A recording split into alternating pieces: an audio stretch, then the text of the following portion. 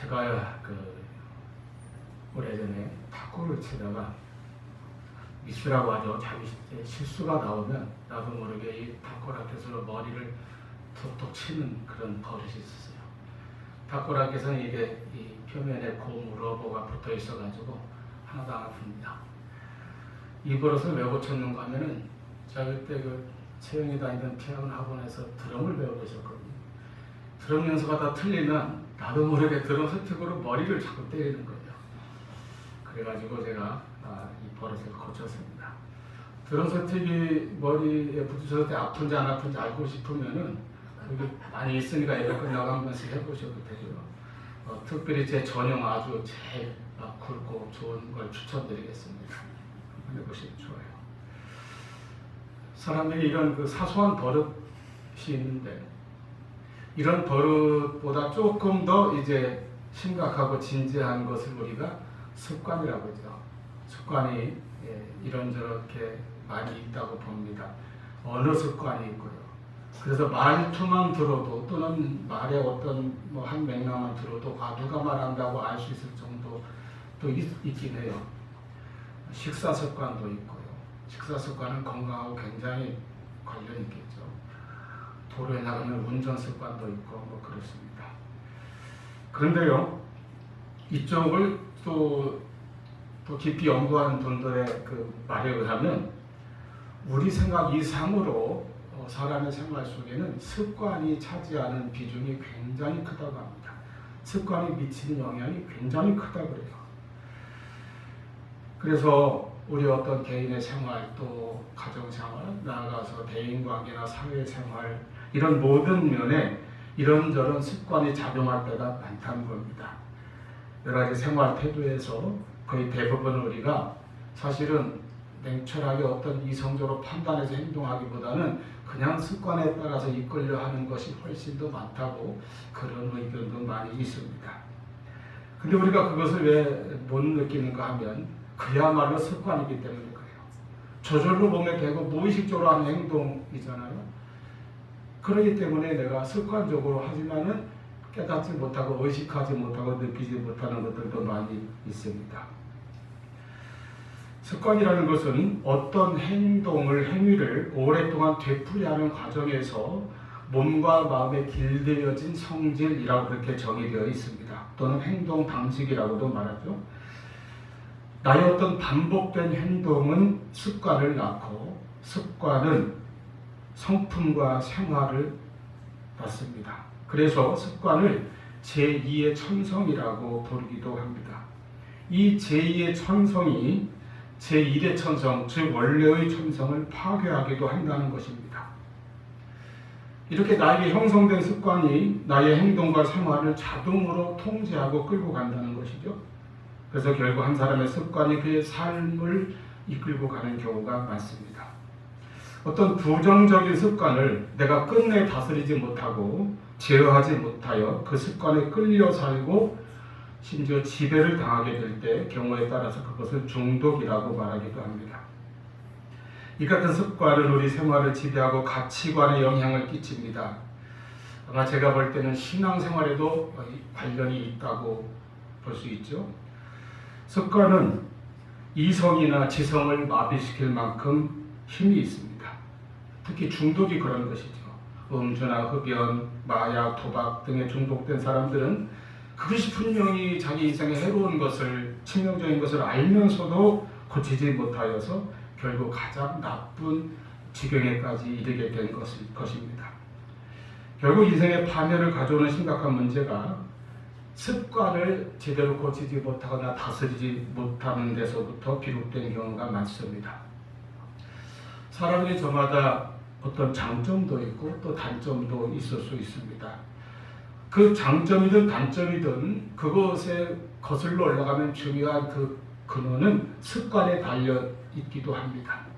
일상의 습관이 우리의 장점이 될 수도 있고 단점이 될 수도 있어요. 그리고 그 일상의 습관이 우리의 미래를 만들기도 합니다. 그래서 어떤 이는 습관을 예언적이라고 그렇게 표현하기도 했습니다.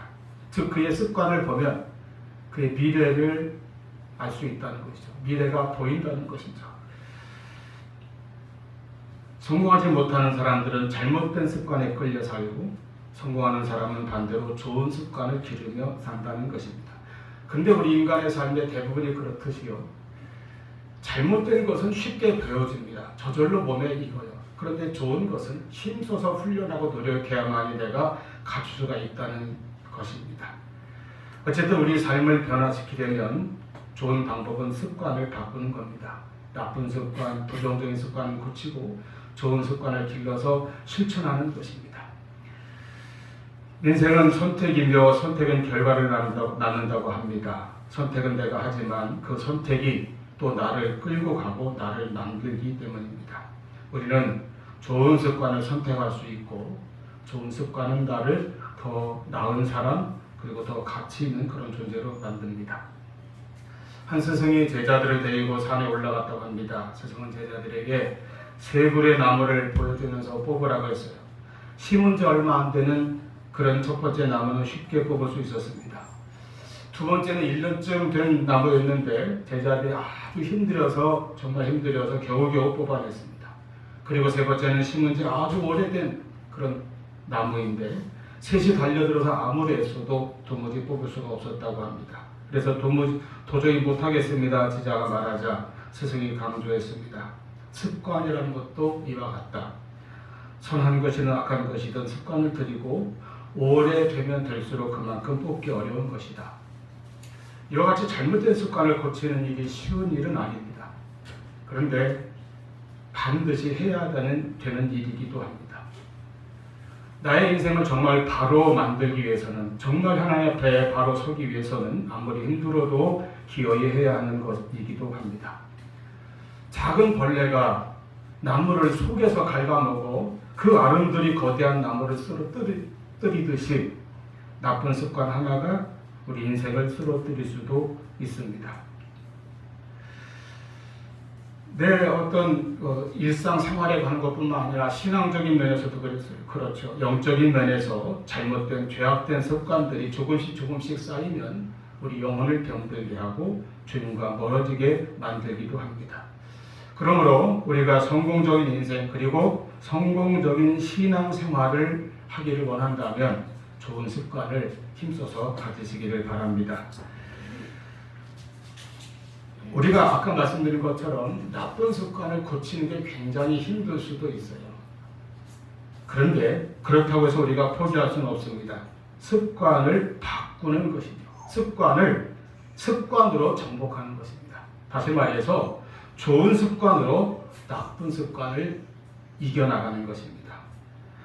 제가 그 신학교 갔을 때 우리 신학과에 한 반반 여러 이렇게 학생들이 분류되죠. 반은 저처럼 모태신앙, 주일학 학생회 다 교회 생활하다가 이제 신학교 온 그런 학생들이 있고, 반은 이제 막 중간에 옛날에 한참 막 뜨겁던 우리 한국교회 부흥회나 어디 기도원에서 은혜 갑자기 막 확 그냥 뜨거워져서 신학교 헌신하겠다고 결단하고 온 친구들이 있고, 근데 그 두 부류의 신학생들이 굉장히 같기도 한데 다른 면도 있어요. 그리고 우리 같은 모태신자들이 늘 그 마음에 주눅이 드는 것 중에 하나가 왜 나는 저런 뜨거운 체험이 없을까? 남들이 습관적인 신앙생활 하는 걸로 보일 것 같아요. 그런 고민을 한 적도 잠시 있었습니다. 그런데 제가 이제 오래 세월이 지나고 신앙생활을 하다 보니까 이 습관적인 신앙생활이라는 것이 굉장히 큰 축복이라는 걸 알았습니다. 아무리 세상이 흔들리고 변하고 요동해도 신앙이 흔들리지 않는 깊은 뿌리와 같은 것은 습관적인 신앙생활에서 길러지는 힘이라고 생각해요. 그래서 우리 부모들, 우리 또 교사들이 자녀들 혹은 어린 중학생들을 신앙의 습관을 잘 들이는 것도 굉장히 중요하고 필요한 일입니다. 짐승은 본능에 따라 살고 사람은 이성에 따라 산다고 합니다. 그러면 우리 신자들, 우리 성도는 무엇으로 삽니까? 우리는 믿음으로 살고 말씀에 따라 사는 사람들입니다. 그러므로 신자는 습관도 신앙적인 습관을 길러야 합니다. 말씀에 따라서 경건한 습관, 거룩한 습관을 가져야 할 것입니다. 그렇게 함으로써 내 인격과 신앙을 더 하나님의 사람답게 살아나가도록 이끄는 그런 그런 영적인 좋은 습관을 기르도록 힘써야 하는 것입니다. 성경도 습관의 영향력에 대해서 일깨워 줍니다. 로마서 7장 15절에 사도 바울의 탄식이 나옵니다. 나는 내가 행하는 것을 알지 못한다. 즉 나도 모르게 행하고 있다는 것이죠. 원치 않는 악을 행한다는 그런 뜻이기도 합니다. 내가 원하는 것은 행하지 아니하고 도리어 미워하는 그것을 나도 모르게 행하고 있다는 겁니다. 이런 고민이 깊어져서 24절에 가서는 오호라 나는 곤고한 사람이로다 이렇게 탄식하는 걸 볼 수 있습니다. 그래서 성경에서 우리가 예수 그리스도 안에서 새롭게 되고 새 사람이 되는 것을 에베소서 4장 22절에 보면 너희는 유혹의 욕심을 따라 썩어져가는 구습을 따르는 옛사람을 벗어버리라고 하였습니다. 우리말 그대로 구습, 오래된 습관 아닙니까? 세번역으로 말씀드리면 지난 날의 생활 방식을 벗어버리라는 겁니다. 그게 예수 믿고 변화된다는 거예요. 그리고 심령이 새롭게 되어 하나님을 따라 의와 진리의 거룩함으로 지으심을 받은 새 사람을 입으라 하였습니다. 이것이 영적인 변화, 신앙적인 변화인 것입니다. 히브리서 10장 25절에는 모이기를 피하는 어떤 사람들의 습관과 같이 하지 말고 이렇게 말씀합니다. 말세가 될수록 모이기를 자꾸 피하는 사람들의 습관이 나타난다는 것이죠. 습관적으로 그렇게 한다는 겁니다. 또 개인적으로 예배를 빠지는 그런 습관이 생길 수 있다는 것이죠. 그런 습관을 쫓아 사는 사람이 올바로 신앙생활에 성공할 수 없습니다. 말씀을 잘 안 듣는 것도 습관이라고 하십니다. 에레미야 22장 21절에 예루살렘에 대하여 말씀하시는데 네가 평안할 때 내가 네게 말하였으나 네 말이 나는 듣지 아니하리라 하였나니 네가 어려서부터 내 목소리를 청종하지 아니함이 네 습관이라 이렇게 탄식하셨습니다. 오늘날도 말씀을 잘 듣지 않는 사람은 거의 습관적이에요. 늘 그 사람이 그 사람입니다. 성경은 언제나 들을 귀 있는 자는 들으라 말씀하십니다. 신명기 6장 6절에 말씀을 마음에 새기라고 하셨습니다. 그리고 언제나 말씀이 눈에 띄도록 집안 여기저기에 붙여놓고 그리고 부지런히 자녀들에게 가르치라고도 하셨습니다. 말씀을 듣고 따르는 그런 습관을 가져야 지킬 수 있는 말씀입니다. 시편 1편 2절에 복 있는 사람은 어떤 사람이라고 하였습니까? 오직 여호와의 율법을 즐거워하여 주야로 그 말씀을 묵상하는 사람이라고 하였습니다.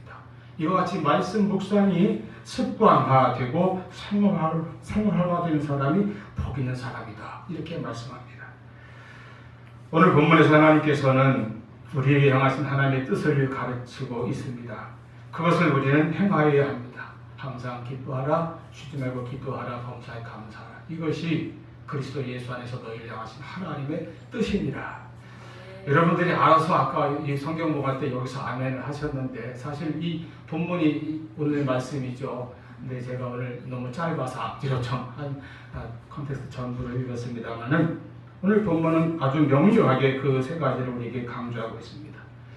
그런데 이렇게 기뻐하고 기도하고 감사하는 것이 성도의 당연한 본분이고 하나님의 뜻인데 그 앞에 붙은 조건들이 좀 어렵습니다. 많이 어렵죠. 항상 기뻐하라는 것이죠. 쉬지 말고 기도하라는 겁니다. 그리고 범사에 감사하라고 말씀합니다. 우리가 현실 속에서 이렇게 실천하며 산다는 것이 쉽겠습니까? 아무리 굳게 결심하고 각오를 다지고 노력해도 내 인간의 행동 노력으로는 이 하나님의 뜻을 온전히 다 행하기가 참 어렵게 느껴질 수 있어요. 그래서 우리가 더욱 성령의 은혜를 받아야 합니다. 예수 믿을 때 성령께서 나에게 오셨지만 성령의 충만한 능력을 늘 받아야만 우리가 그 은혜 안에서 항상 기뻐하고 쉬지 말고 기도하며 범사에 감사할 수가 있는 것입니다. 그런데 또 사람은 이런 특징이 있어요. 한번 은혜를 받고 능력을 받고 은혜를 체험하였다 하여도 그 같은 상태가 항상 늘 지속되지 못하는 연약함도 인간에게는 있습니다. 그것이 또 우리의 한계이기도 합니다. 순간순간 성령의 충만한 은혜에서 가까워질 때도 있고 멀어질 때도 있고 아주 뜨거울 때도 있고 식어질 때도 있고 그렇다는 겁니다.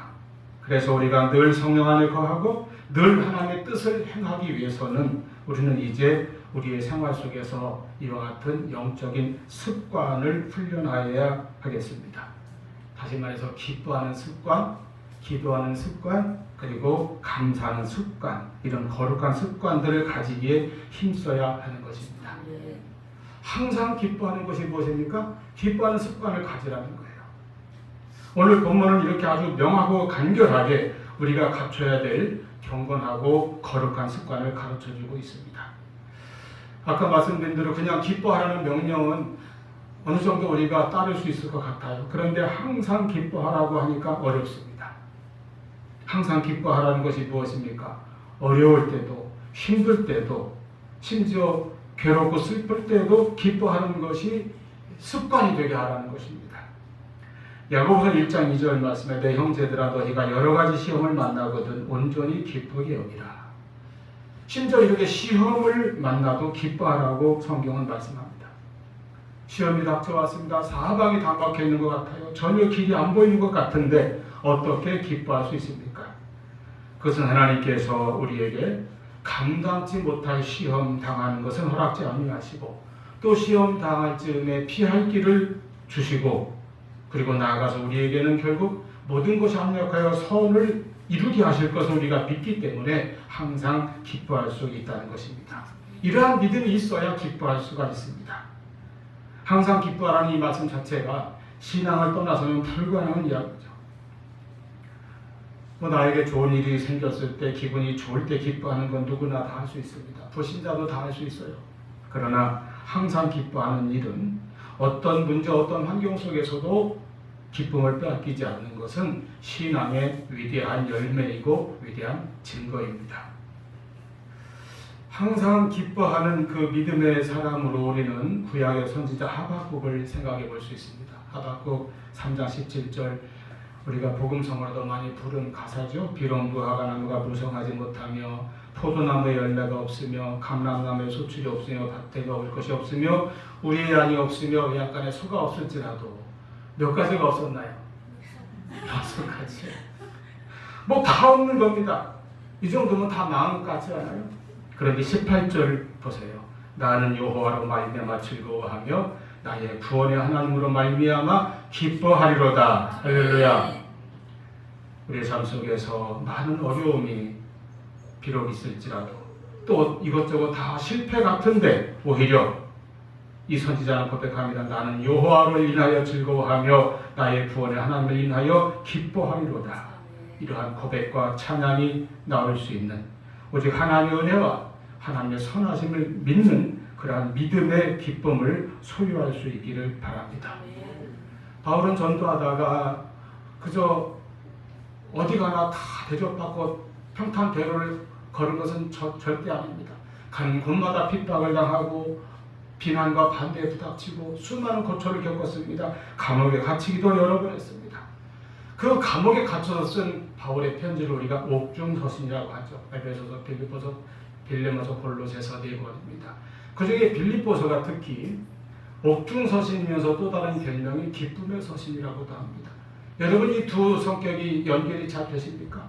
감옥에서 쓴 편지인데 기쁨으로 충만한 기쁨의 서신이라는 별명을 가지고 있다는 것이에요.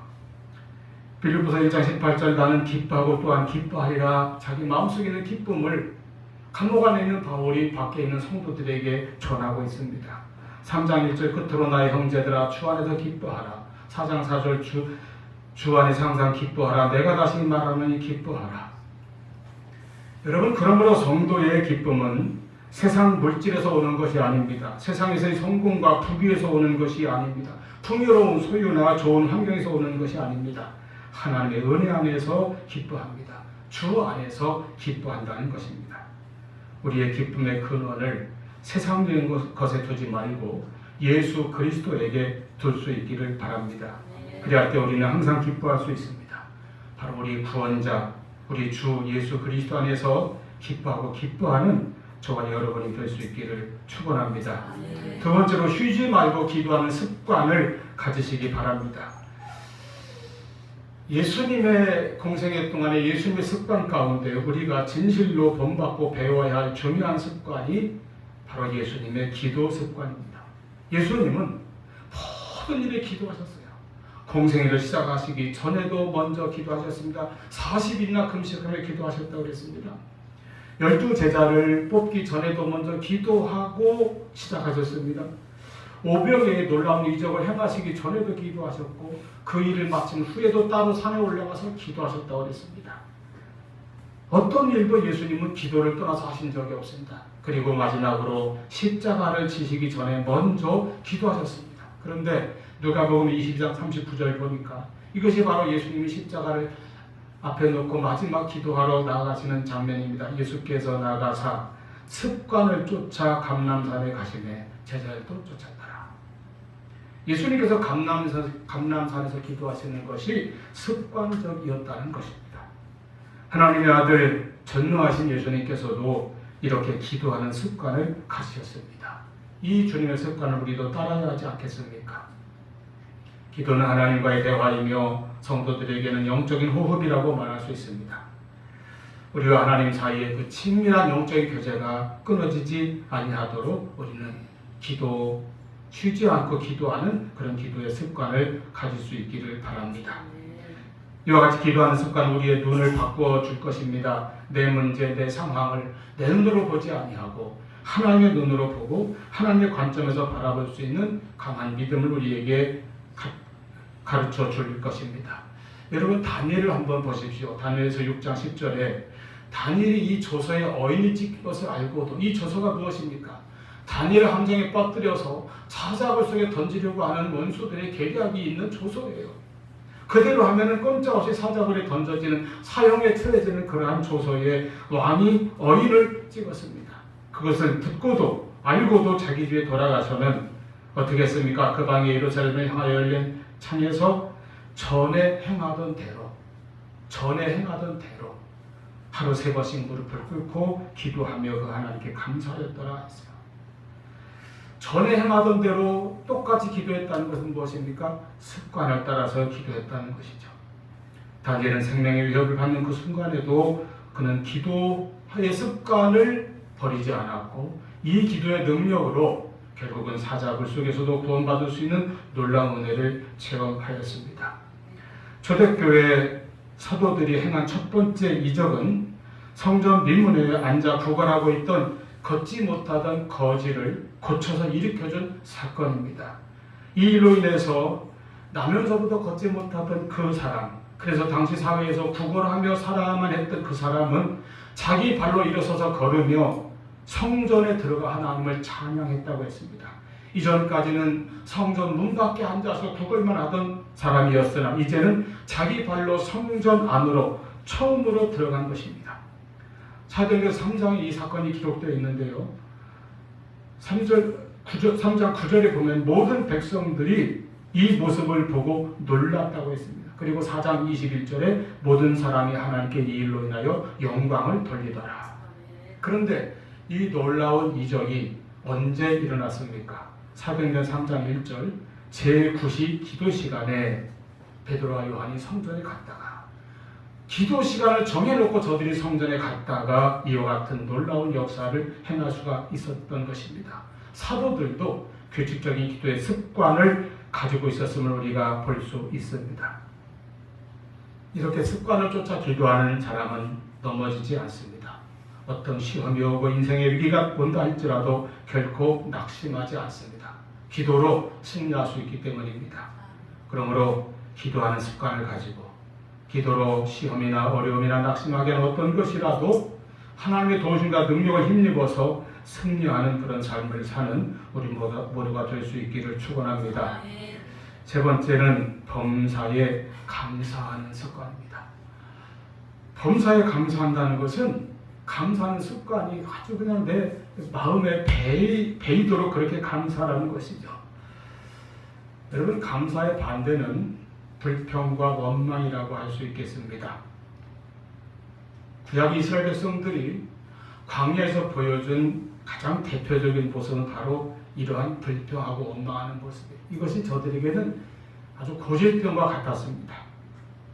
그들이 애굽의 고통 속에 애굽의 노예 생활의 그 고통에서 시달리다가 하나님께 부르짖어 간구할 때 하나님께서 그들의 기도를 들으시고 응답하사 모세를 보내셨습니다. 모세를 통하여 이적을 행하게 하시고 바로를 꺾고 그들을 애굽의 압제에서 구원해 내셨습니다. 해방시켜 주셨습니다. 그런데 저들이 그 구원받아 가나안으로 가는 그 모든 길에서 발걸음마다 어떤 어려움이나 문제가 닥치면 그때마다 보여준 모습은 불평하고 원망하는 모습이었어요. 제일 먼저 홍해 앞에서 홍해가 가로막을 때에 저들이 불평하고 원망했습니다. 광야에서 물이 없었을 때에 마라라는 곳이죠. 거기서 또 원망했습니다. 물이 쓰다고 원망했습니다. 광야는 먹을 것이 없는 곳입니다. 또 원망합니다. 불평합니다. 60만 명의 하나님께서 매일 만나를 내려주셨어요. 근데 만나는 없다 보니까 고기가 먹고 싶다고 불평합니다. 메추라기를 주셨습니다. 나중에는 부추, 오이가 먹고 싶다고 불평합니다. 계속되는 불평이에요. 늘 믿음이라는 곳에 가서도 또 물이 없으니까 또 원망합니다. 이 불평과 원망 때문에 고린도전서 10장에 보면 바로 이 불평 때문에 저들이 가나안에 들어가지 못하였다고 말씀합니다. 여러분, 불평하는 습관은 사실 그러므로 실패하는 습관입니다. 우리는 불평이 아닌 감사의 습관을 갖는 성도들이 되시기를 바랍니다. 감사는 믿음의 척도라고 할 수 있습니다. 믿음의 수준은 감사하는 수준과 비례합니다. 성도의 감사는 어떤 조건이 있어서 하는 감사가 아닙니다. 그런 감사야 믿든 안 믿든 사람은 되게 할 수 있죠. 믿음의 감사는 범사에 감사하는 것입니다. 범사는 모든 일이죠. 좋은 일에만이 아니라 모든 일에 감사하라고, 이것이 하나님의 뜻이라고 말씀합니다. 그런 감사를 하려면 우리가 항상 하나님의 주권을 신뢰하고 그 주권에 순종하는 믿음이 있어야 합니다. 그래서 믿음의 감사라고 말할 수 있습니다. 하나님의 주권을 인정하고 신뢰하면서 나에게 일어나는 모든 일에 대하여 하나님의 선하신 섭리와 뜻이 있음을 믿어야 합니다. 지금 내 생각으로는 이해하기 어려운 일이 닥쳐온다 할지라도 하나님께서 그 모든 것을 사용하사 선을 이루신다는 것을 믿고 모든 상황 속에서도 감사할 수 있기를 바랍니다. 중세 한 성자가 전도의 길을 나섰습니다. 그에게 재산이라고는 성경책 한 권, 낡은 성경책 한 권과 먼 길을 타고 다닐 나귀 한 마리, 그리고 밤에 성경을 읽을 수 있도록 켜둘 등잔 하나, 그리고 아침에 잠에서 깨워줄 닭 한 마리를, 이게 전 재산이에요. 이걸 싸들고 이제 이 마을 저 마을 다니면서 전도를 하는데 한 마을에서 아주 박대를 받고 쫓겨났습니다. 어느 한 집도 이 사람을 받아들이지 아니하고 복음을 받아들이니커녕 물하고 녹음 얻어마시지 못한 채 쫓겨나고 말았습니다. 그래서 할 수 없이 이제 그 옆에 있는 인근 산에 올라가서 나무꾼들이 그냥 하룻밤 새우고 대충 얼그서기 해놓은 움집 같은 곳에서 이제 잠을 청하는데 성경을 읽으려고 등잔불을 켰는데 바람이 불어와서 그 등잔불이 그만 꺼지고 말았습니다. 더 킬 수도 없고 마을에서 쫓겨날 때 그는 말했습니다. 하나님은 선하시도다. 그리고 산에 올라갔어요. 성경책을 폈는데 바람이 불어 등잔불이 꺼졌습니다. 그는 하나님은 선하시도다 고백하며 그냥 잠을 청했습니다. 그런데 아침에 늦게 일어났어요. 왜냐하면 밤사이에 늑대가 와서 그 메어둔 나귀와 닭을 다 물어가 버렸습니다. 그래서 닭이 울지 않아가지고 늦잠을 자고 말았어요. 그래서 일어나서 하나님은 선하시도다 하면서 나갔습니다. 그가 지난밤 자기를 내쫓았던 그 마을을 내려다보고 깜짝 놀랐습니다. 지난밤에 강도떼가 그 마을을 휩쓸었는데 온 마을을 다 불질러버리고 마을 사람들을 다 사로잡아 가 버렸습니다. 마을에서 쫓겨난 것, 등잔이 꺼지고 늑대가 닭과 나귀를 물어간 것, 모든 것을 그가 하나님의 선하심으로 그렇게 믿고 받아들였을 때 그는 자기의 생명을 보호하신 하나님의 섭리를 깨달을 수 있었습니다. 사도행전 16장에 바울과 실라가 빌립보성에서 전도하다가 귀신 들린 소녀를 고쳐준 대가로 잡혀가서 배를 맞고 옥에 갇혔습니다. 그런데 그들이 밤중에 깨어 일어나서 기도하고 하나님을 찬미했다고 그랬어요. 찬미가 무엇입니까? 하나님께 감사의 찬송을 돌린 것입니다. 그와 같은 바울의 놀라운 행동이 그날 밤 간수와 그 온 가족의 구원의 열매를 맺게 되었습니다.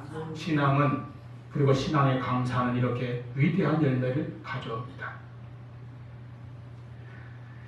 믿음이 없이 살고 신앙이 없이 살아가는 사람은 인간의 판단대로 그리고 육신의 습관에 따라 살 때가 많습니다. 그러나 신앙으로 사는 사람은 범사에 감사할 줄 알며 믿음으로 사는 그러한 놀라운 성도의 열매를 우리에게 보여주고 있습니다. 자, 오늘 우리가 맥추감사주의를 지키고 있습니다. 하나님께서 출애굽기 23장 14절에 너희는 매년 3차례 절기를 지키라 정해 주셨죠. 첫 번째 무교절이 있습니다. 이것은 애굽에서 구원받은 것을 감사하는 절기입니다. 그 다음에가 맥추절인데 이것이 바로 첫 열매를 거두고 하나님께 감사의 절기로 지키는 것입니다. 그리고 연말에 수장절, 오늘날의 추수감사 같은 절기를 또 말씀하셨습니다. 이 맥추절이 유대나라의 맥추절이 우리나라의 농사력의 보리추수 시기와도 시기적으로 일치했기 때문에 우리는 자연스럽게 맥추절의 의미를 보리농사의 추수와 연관시켜서 그동안 이렇게 잘 생각을 했습니다. 근데 오늘날 이제 거의 다 도시 생활하는 가운데 보리농사 경험할 일이 없잖아요. 그러다 보니까 이 맥추절이 오늘날에는 1년의 절반, 7월 첫째 주이기 때문에 절반을 보내면서 하나님께 감사하는 의미가 또 앞에 이렇게 자리 잡기도 하였습니다. 어쨌든 우리가 이렇게 교회력에 따라서 절기를 지킨다는 것은 신앙의 습관을 외적으로 갖추게 하기 위한 것입니다. 제가 언젠가 말씀드렸죠. 절기를 지키는 것, 교회력에 따라서 하는 것은 우리 성도들의 정체성을 확인하는 것이다. 우리 생활 속에서 겉으로 나타나는 행동을 습관들이도록 그렇게 외적인 그러한 조건을 제시하는 것입니다. 특히 감사절이 1년에 2번이나 있는 것은 신앙의 본질이 감사임을 다시 한번 반복적으로 기억하게 해줍니다. 항상 기뻐하라, 쉬지 말고 기도하라, 범사에 감사하라, 이 말씀을 여기 항상 또 쉬지 말고 또 범사에 이 말씀은 습관적으로 그렇게 하라, 이렇게 우리가 이해해도 크게 틀리지 않을 것 같습니다. 기뻐하고 기도하며 감사하는 것이 경건한 성도의 삶의 습관이 되게 하라는 것입니다. 그래서 인격화, 생활화 되게 하라는 것입니다.